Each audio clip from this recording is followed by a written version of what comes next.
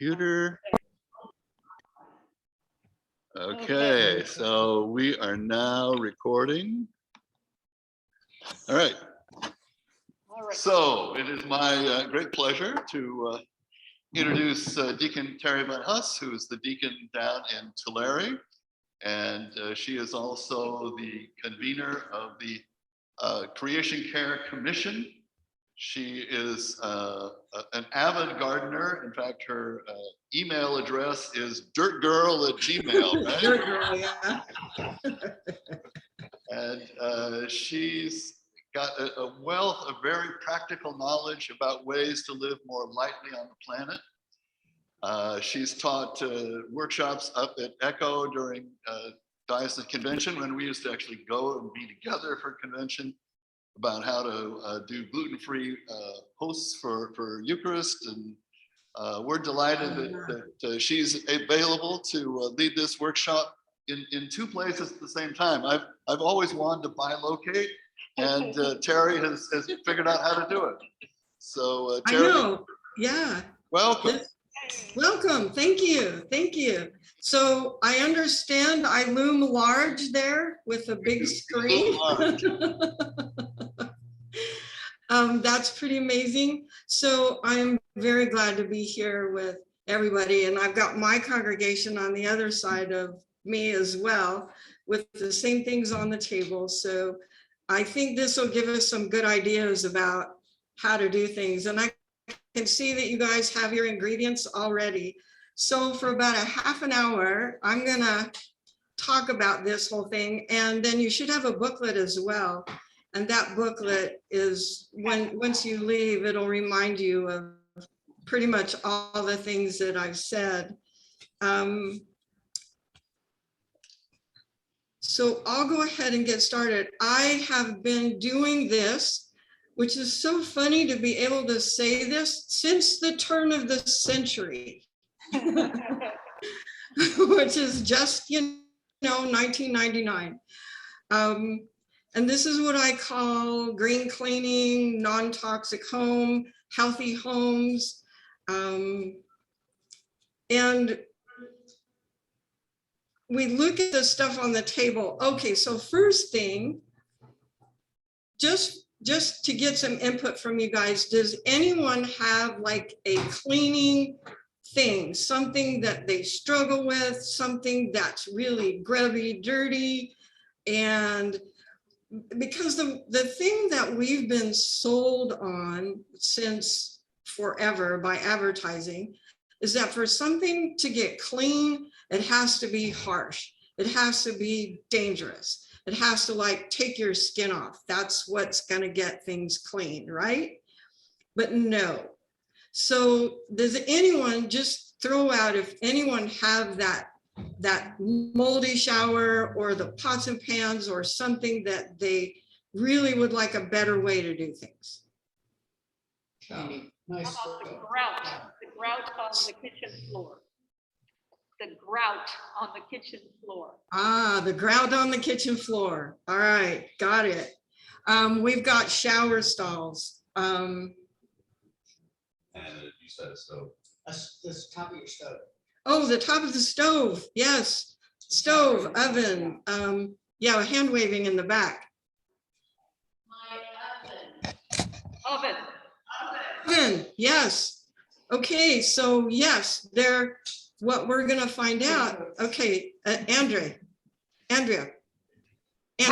Cat vomit on carpet.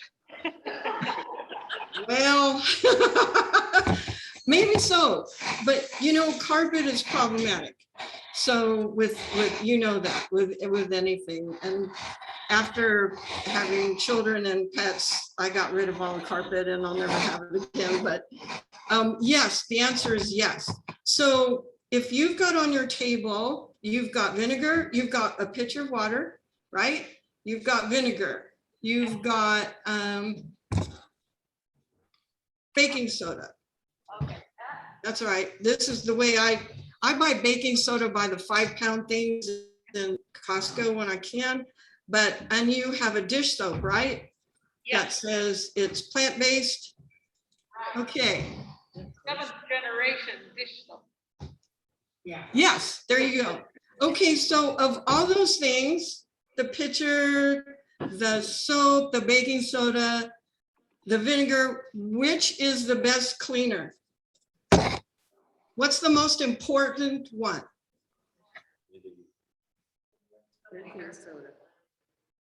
The water. The water. Water is, if you think about it, cleaning is all about water, and we just add some things to it to make it work better. Most of the world only has water, and water is the best solvent on the planet.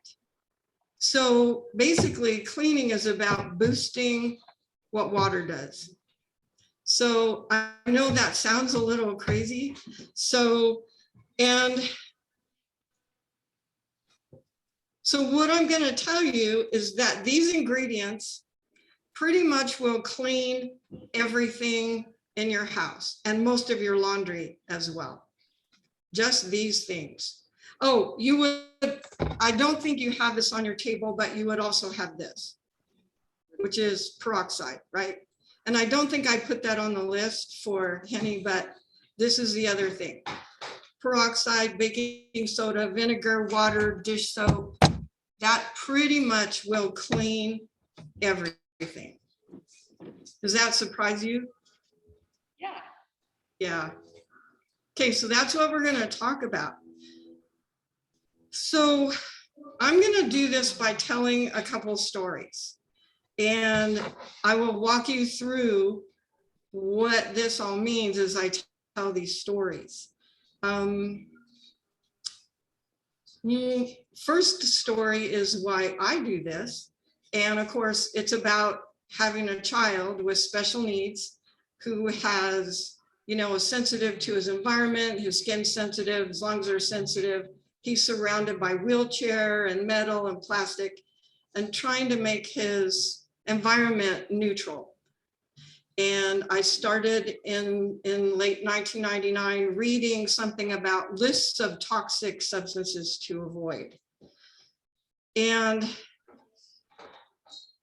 started studying and became aware that there are 80-some thousand synthetic chemicals that we have that have now permeated our world, our products, our cleaning products, our personal care products, our food, our medicine. And this is stuff like plastics, nylon. And I got on and got a list, kind of a list last night. Polyester, cosmetics, household cleaners, rayon, sulfuric acid, ethylene, chlorine, ammonia, lye, food flavorings, food colorings, pesticides, herbicides, preservative, dyes, all of it. The biggie is fragrances. Pretty much all our fragrances are synthetic chemicals.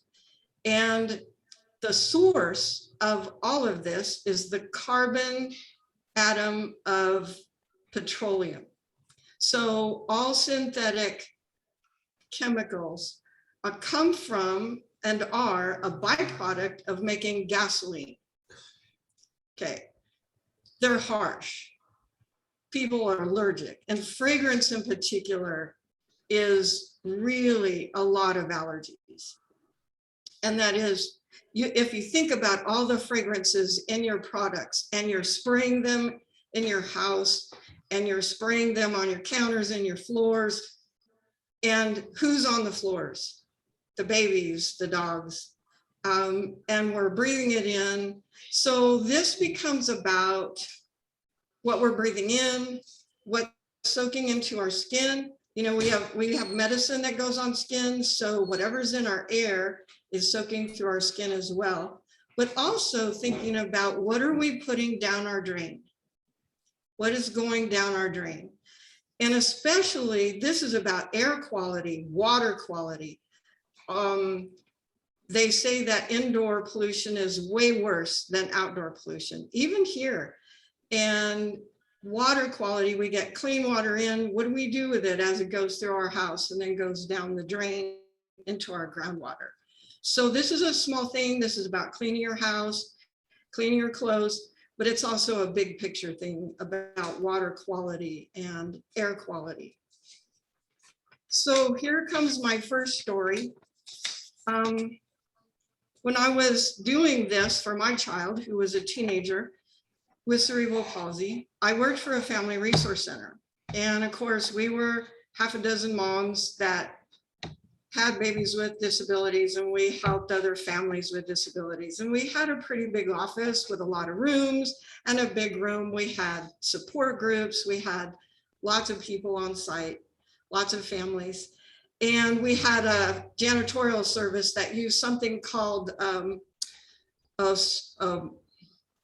you didn't need to use, it was aerial toilet bowl cleaner. You didn't scrub it. You just kind of sprayed the chemicals into the toilet and it did all the work. Smelled awful. We fired them. We fired them. And one of our moms was a house cleaner by trade. And so I asked the executive director if we could just change the way we did this and let me do my thing. And so my friend Claudia, who we hired to do this, was a house cleaner. She had the 2 buckets of everything, right? All the cleaners, everything. And that's what she did for a living. But before she came to work the first time, I gathered up everything in the building, filled a table, and then threw it away. I just threw it all away. And when she came, there was a spray bottle. There was 2 spray bottles and a shaker like this on the table. This one says baking soda. And that's all, you know, it's clear, there's no color, right? And she goes, Teresa, what is this? This isn't gonna do nothing. And I said, well, do you want the job?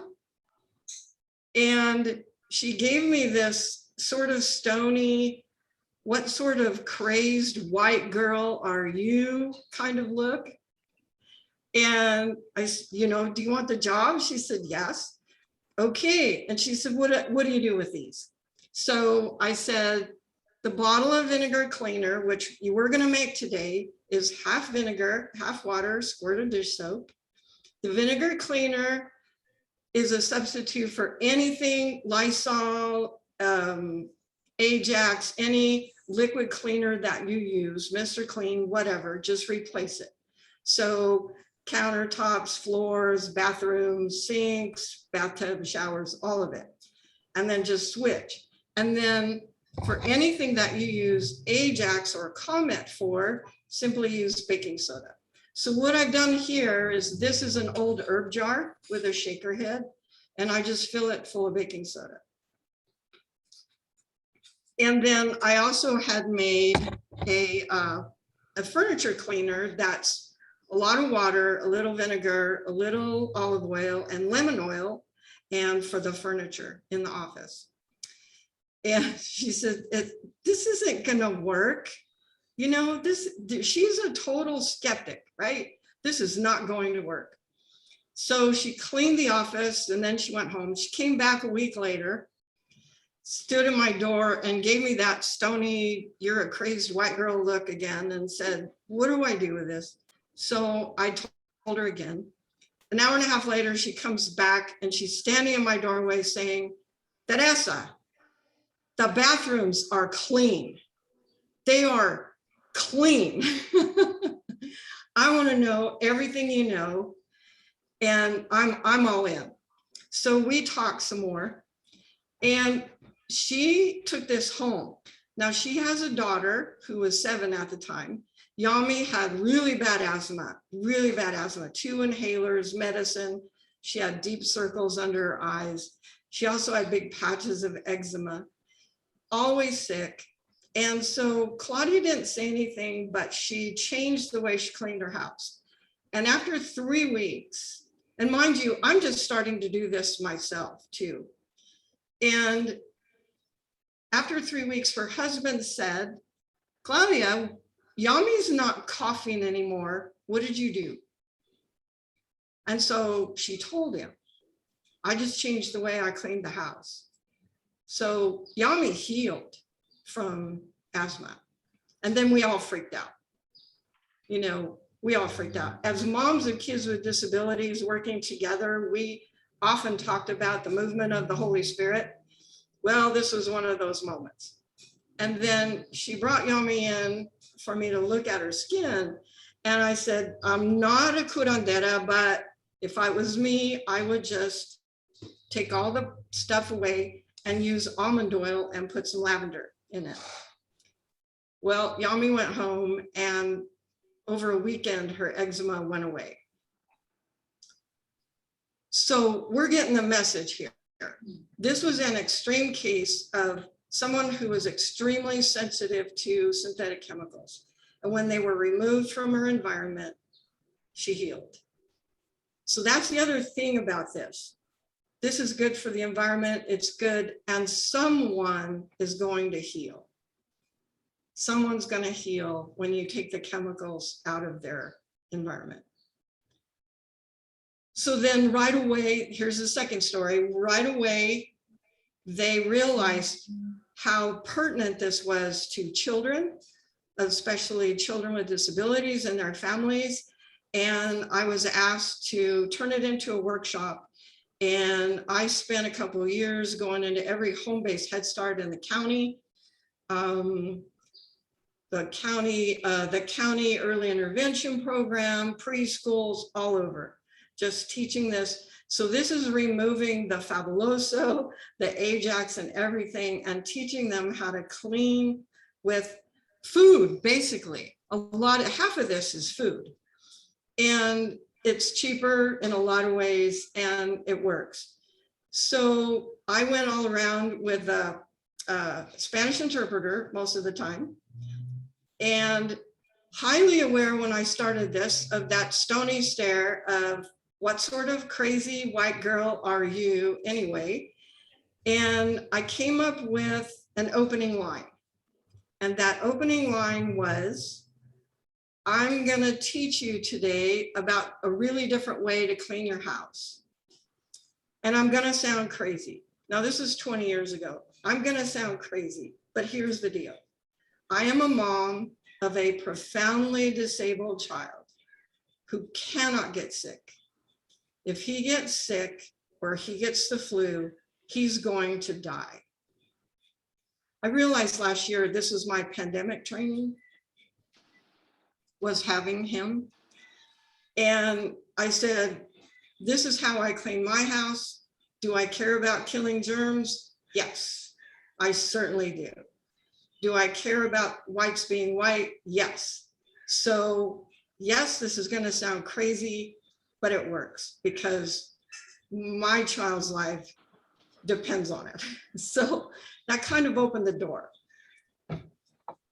So what this brings up now is kind of some specific stuff about how this works. If you're using chemicals or commercial products from the store, how do you switch over to a more non-toxic way? There's books, there's websites, there's all kinds of things. First, there is, and you'll see it more today than 20 years ago. I couldn't even buy this in a store in our county. The seventh generation wasn't there. Is instead of products that are made with petroleum, you use products that are made with plants, which are sustainable.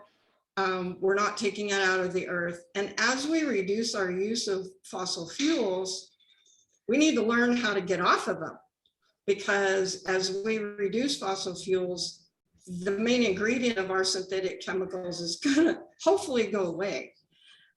So the sooner we do this, and the sooner we switch to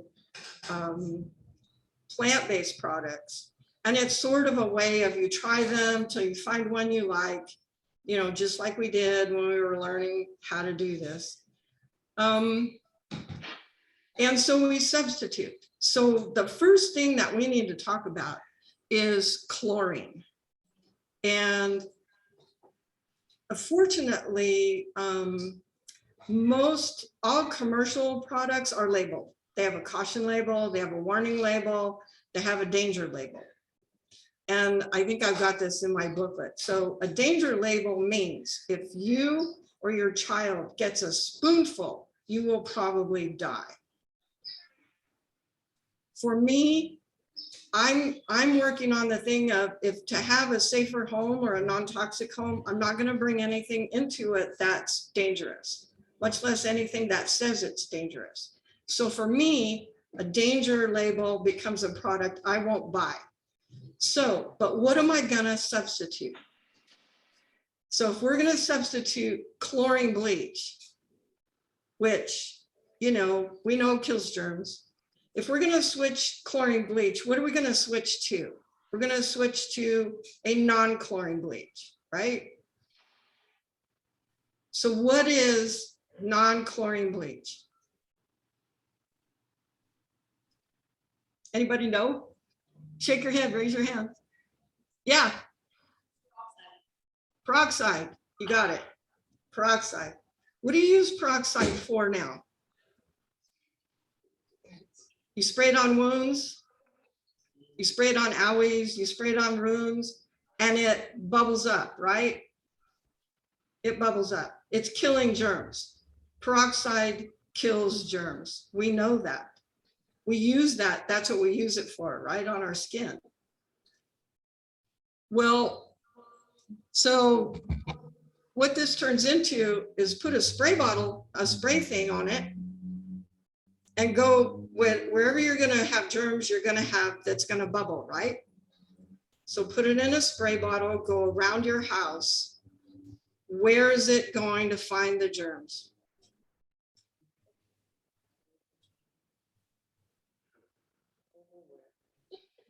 You're thinking bathroom? Yeah. Kitchen? If you said kitchen, you're right.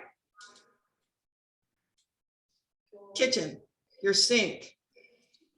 That's where it is. So this also goes for laundry. So, and what is peroxide? Peroxide is H2O2. It is water with an extra atom of oxygen. So killing germs is about oxygen. Actually, my medically fragile child, eventually, he passed away a couple of years ago at a really old age for him, but for years he had pneumonia every fall. Every fall he would have pneumonia. We just couldn't keep him from getting it. And of course, he gets a little weaker every year. And then a year came, so he has 10 years of getting pneumonia every fall. And then one fall, he couldn't get off the oxygen. You know, they put you on oxygen when you're having pneumonia, and he couldn't get off of it.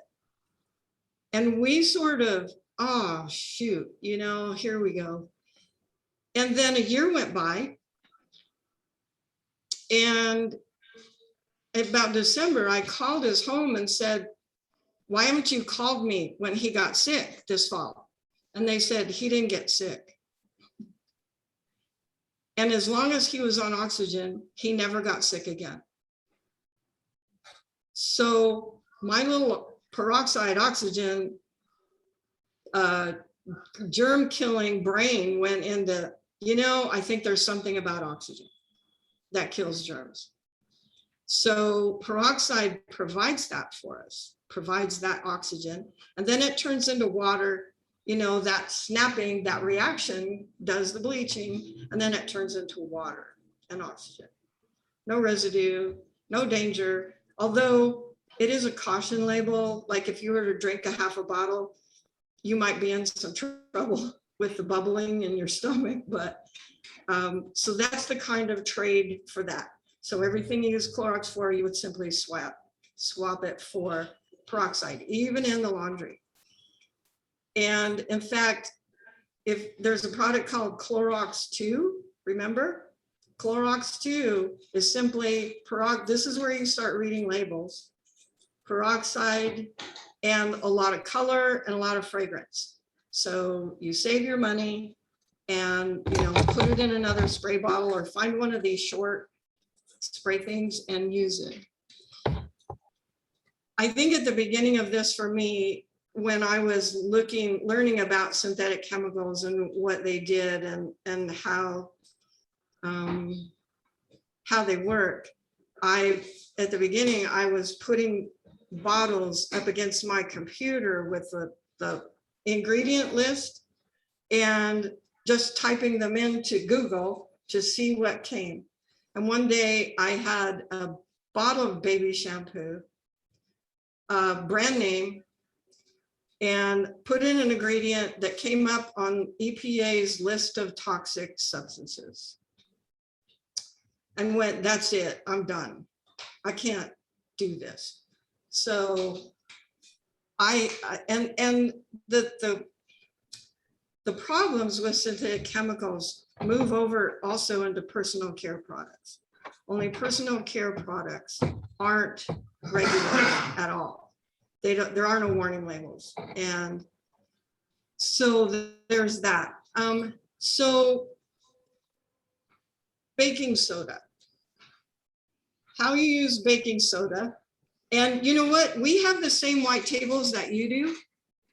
And yesterday, bye guys, we're going to soccer. Bye, Olivia. Bye. See you next week.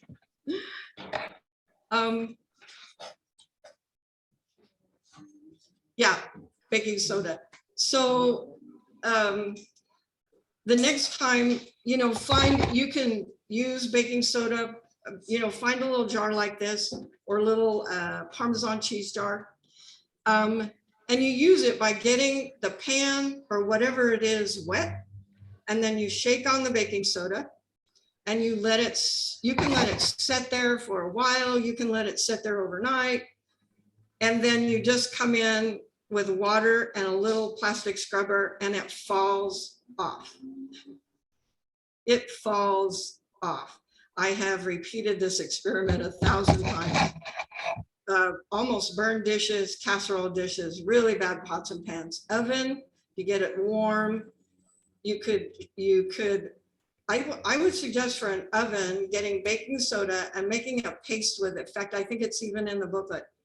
Making a paste with baking soda and dish soap and a little bit of water. And that's when you can smear it on sides of things and it'll stick. Because it's non-toxic and there's no odors, you can leave this stuff to sit. So I would get an oven warm, smear it with baking soda and dish soap, and then wipe it off. So dish soap, I know we don't think about using dish soap to clean our house, but if you think about it, dishes are the dirtiest things we have. And that stuff cleans really good. So then that brings us to what we're going to make today, which is a vinegar cleaner. This is half vinegar, white vinegar. So you just eyeball your spray bottle. You do half vinegar, half water, and then a squirt or a squirt of dish soap. Shake it and off you go. The other problem with synthetic chemicals is dyes. So we've been sold that if something's not blue, it won't clean anything, right? Has to be blue, has to be green, has to be orange. But those dyes are also synthetic chemicals. They soak into your skin. And in fact, most laundry detergent contains something called optical brighteners, which are actually fluorescent blue dyes that goes on the theory that if you dye something blue, it's whiter. So those synthetic blue dyes will also go into your skin and of course on your clothes. So that, and how I found out about those, when I would type in optical brighteners or that, I would get websites to cities. Well, what does a city care about, optical, something in a laundry soap? Well, cities and their departments of water, if they suspect a sewer leak somewhere, they will go down to the river, lake, stream, wherever it is, pour in some and pull out their black light and walk by the water. And when they see the fluorescent blue dyes, they have found the sewer leak. This is all kind of scary to me. So it just pays to know your ingredients. And there are also plant-based products for laundry soap. So what I've learned in the last 20 years, at the first of this, I couldn't buy these products in my county. Now even Tide has some plant-based ingredients. And when Tide wakes up and does this, what's happening is there's a lot of people like me who won't buy these products. And this is what I mean. If we don't buy the product, the market will change. And if we want products that are better made and less toxic, and we just stop buying the ones that are toxic. So does anybody have questions? I must talk fast because I did pretty well with this. Do you have any suggestions for cleaning dishes in the dishwasher using these products? Could you hear it okay, Terry? No, Oh, the question was, do you have any suggestions for cleaning dishes in a dishwasher? unfortunately, no. My only, I don't use dishwashers, but there are dishwashing detergents made from plants by 7th generation. I would think that vinegar in the dishwasher would probably rinse dishes off really well. That's what vinegar does. Vinegar is kind of vinegar is a mild bleach. And does anybody hate the smell of vinegar? If you do, I put peppermint oil in it. I put 50 drops of peppermint oil in a gallon. And so everything I use with it, which is just cleaning and laundry, smells like peppermint. And that's the other piece of this. These are all these things are without fragrance. And you can add your own fragrance using essential oils. And essential oils like tea tree and lavender, either one of them are not only antiviral, but antifungal, antibacterial, and disinfecting. So either one of them, I make a hand soap, you know, when your hand soap, the liquid hand soap dispenser runs out, you can refill it with either using dish soap or like Dr. Bronner's and dilute it, like a quarter Dr. Bronner's of soap and 3/4 water. And you can just use it that way, because we really, after this year, know that washing your hands is the best way to keep everybody healthy. And the antibacterial soap you get in the store has triclosan, which is a registered pesticide and related to something that's one of the most poisonous things on earth. And using something like lavender or tea tree or one of the essential oils will at least get you disinfecting, but it's washing our hands. After even having a medically fragile child, I don't use hand sanitizers. I'm not a fan. I know that there's a place for them, especially in public and especially after this year, but I kept my child from death by just washing my hands. Every time I came into the house, every time I did something, I washed my hands. And that is still because here's kind of why. Hand sanitizers, yes, they kill 99.97 whatever % of germs, but the ones they don't kill stay on your hands, because you haven't, in hand washing, you actually get it off. You get whatever's on your hand off. The other problem I have with sanitizers is they are 62% ethyl alcohol, which is the same thing as Everclear. It's stronger than vodka, it's stronger than whiskey, stronger than tequila. And it's made out of the same thing, and it goes into your skin just as if you were drinking it. People who are on ankle monitors for drunk driving can't use hand sanitizers because it soaks into their skin and registers on the meter. So all that alcohol is actually going into our bloodstream. So that's my spiel. I'm not saying don't use it, but there's also plant-based hand sanitizers made with thyme that are just as disinfecting and just as antibacterial. So, does anyone have trouble with mold in their shower or bathtub or the tiles? And you talked about your grout on your floor. Well, I just moved into a 1930s house, and the tile was probably, I don't know if it was original, but might be. And it was, half of it was covered with black mold. And it was awful. And I kind of went, well, you know, this is too much for my little vinegar cleaner. I'm going to have to find something at the Home Depot, you know, that's stronger. And yet I go to the store and I look at it, I look at the labels, I look at what it is and say, no, I can't buy it. So I came home and just decided to soak the tile in peroxide. So there's a lot of spraying with this. So that's why you buy a really good spray bottle. So I soaked the walls, all the tile, 3 times with peroxide, just kept it wet for an hour and a half with peroxide. And then I hit it with a vinegar cleaner, the whole thing.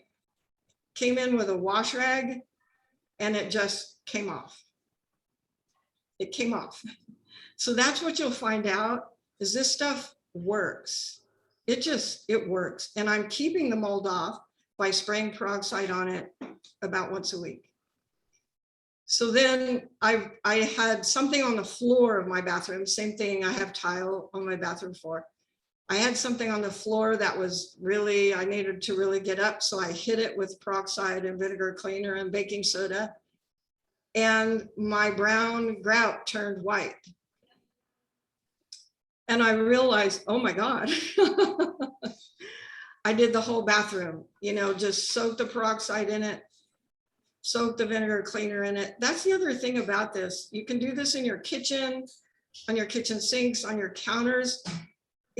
There's nothing toxic about it. You can let it sit and just wipe it down. And then, so now I have white grout on my bathroom floor as well. So I keep proving this over and over to myself. So like the white tables that you have, yesterday we hit ours. We have 4 AA groups in our hall. So things get grubby. So we took the tables outside, hit them with, I had vinegar cleaner in one hand, peroxide in the other, sprayed the tables down, threw a little baking soda on there, got just a regular sponge, and just, they came completely clean. They came completely clean. The other test of this is a whiteboard not a whiteboard that's had Sharpies on it, mind you, but a whiteboard that's gone crazy. Vinegar cleaner, just a spray, will take it all off. It's just crazy how well this works. So if you guys want to go ahead and make your vinegar cleaners, you're just gonna fill your bottle half full of water. And then I apologize. I should have sent labels to you, because what you want to do, if there's no label, is with a Sharpie right on it. This is vinegar cleaner.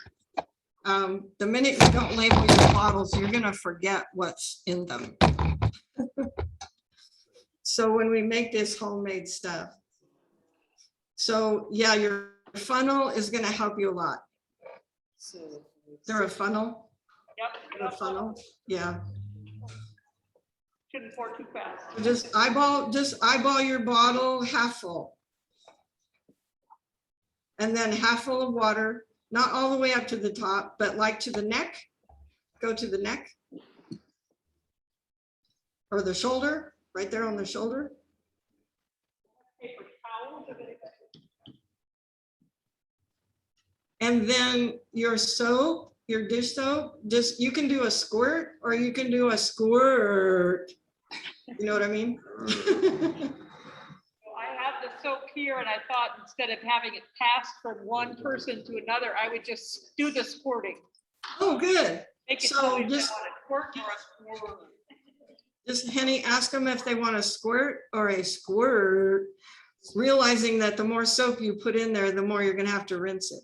That's the other thing, vinegar rinses things off. So for the stove, just shake baking soda. Baking soda is grease. Baking soda does grease, as does dish soap. And the combination of those two and the vinegar cleaner will really clean your stove. Just shake the baking soda on it, scrub it with a regular little plastic scrubber, and it will come off. Also in your laundry, baking soda will take grease out of your jeans. It's really good for that. Grease out of socks. Vinegar will rinse everything out, rinse all the soap out.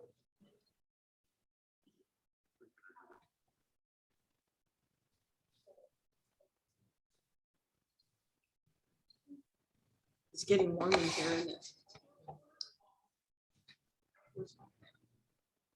Oh.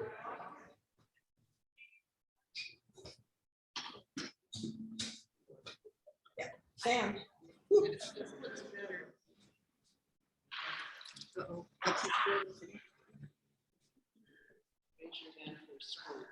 Ready for your squirt? Pretty good squirt. Okay. Do you have any questions, Tom? Plant-based. Where did you get it from? I bought it from How about Target? Or you could go online and Andy, do you have any questions? have you got one? Any other questions for Terry? Just a caution. A lot of the essential oils are toxic to pets. So before you Yes, choose to use any of them in your products, that's absolutely true. double Yeah. check. There's some good sites online that'll list the That's- ones that yeah, are safe that's for the actually- different pets. That's actually true, yeah. Yeah, plants can be toxic as well. But but essential oils are highly concentrated, and really only lavender and tea tree should go on your skin undiluted. They're the only ones. Everything else you have to really dilute, or not use at all. But you can also, like in your baking soda, you could put lemon oil in your baking soda to make it smell good. You can, you know, I put peppermint in my vinegar to make it smell good.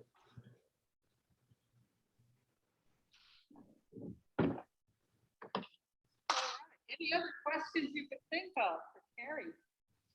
So, Alethea has a question. Yeah, go ahead.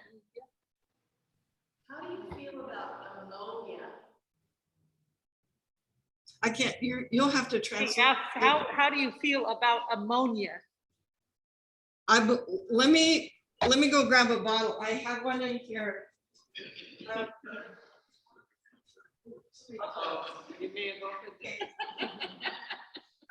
I thought we had one here from yesterday.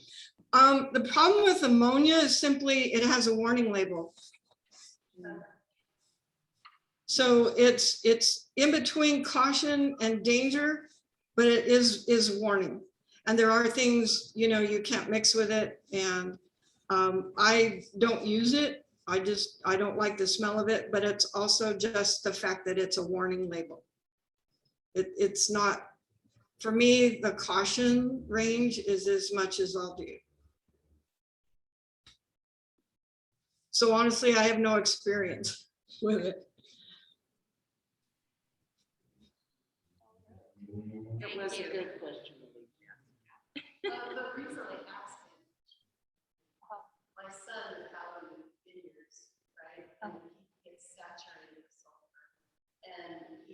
skin, his body, his clothing. He's always looking at the hardest time or way of getting sulfur out. I'll relay what Alethea said. Her son works in the vineyards and gets covered with sulfur. And to get rid of the sulfur, he has been told that he can use ammonia to clean the sulfur off, but he's not sure if it's a good idea. From his skin? Now Now we can't hear you. She's thinking. we lost your sound. Are you there? Yeah. Oh, okay. Oh, no, you mean off his ammonia on his skin On his clothing. or on his clothes? In the laundry. In the laundry. Like I say, if that works, but just know what you're doing. You know, you're putting that in the drain. Yeah, I don't know, but certainly not on skin. Clothing, that's something different. And that kind of brings up another ingredient that's really prevalent. It's called sodium lauryl sulfate. Have you heard of it? Sodium lauryl sulfate is usually the first ingredient in shampoo, and that's where it started. Well, sodium lauryl sulfate is a industrial strength detergent made to take grease out of concrete. So they decided that we all need it in our shampoos. And so it's a highly questionable ingredient, and it's not made to be on skin. If it gets on your skin for more than a few seconds, it will irritate like crazy. It's very strong. The reason for using it is, well, you're washing your hair, you're just going to put it on for a minute and then rinse it out, right? Unless you're a child. So that's why you'll see sulfate-free shampoos, and you'll see sulfate-free, because that's going along with what we've been sold on is we need these incredibly strong detergents, right? On our skin and our hair, just so we can spend more money on conditioners and lotions and to put on what the detergent took off. So you'll see sodium lauryl sulfate appropriately in laundry soap. You know, that's where you want to see it, not on your hair, not on your hair or on your body. So that's kind of, those are examples of, and years ago, after I spotted sodium lauryl sulfate as an ingredient on Jergens lotion, I don't buy any personal care products whatsoever. I make my own lotion. I go to health food stores and buy something made differently. And, but the fragrance issue, I mean, once you don't use fragrances for a while and you walk down that aisle in the store, you can't hardly breathe. And that's what fragrances are doing. You know, we have so many of them. They're just, pretty soon you can't smell anything. So I hope you enjoyed this. It's kind of a passion of mine. Like I say, this, if everyone was aware, you can see that using these products, you're not killing the water. You're not, you know, you're not putting poison down your drain. Actually, when you put vinegar and baking soda down your drain, you're helping it keep it clean. So, and your laundry too. So that's kind of what this is about. And I'm so happy that somebody asked me to do this. I love to do this. So if there are no more questions, you have a booklet that has my phone number on it. Give me a call or an email. It's Dirt Girl Deacon. And thank you, Hetty and Tom, for inviting me. Thank you all. Thank you so much, Terry. I don't know if you can see me in the group. I There can. but- I can. So let me Really know how appreciate you liked it. Let me know how you liked it. And if it was good information, that would be awesome. I always, you know, as you experiment with this or you play with this and you find something, give me a call. I'd love to hear it. Okay. All right. All righty. Thank you again. We'll have to do Yay. something like this again soon. All right. Bye-bye. Bye, Henny. Okay, so that was, Yeah, yeah. Thanks so much, Terry. bye, Tom. Cheers. Cheers. Cheers.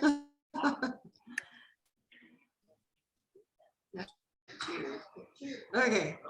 Thank you, Tom. Yep, that was great. What did you, okay, thank you. Let me know what they thought about it, okay? Yep. All right.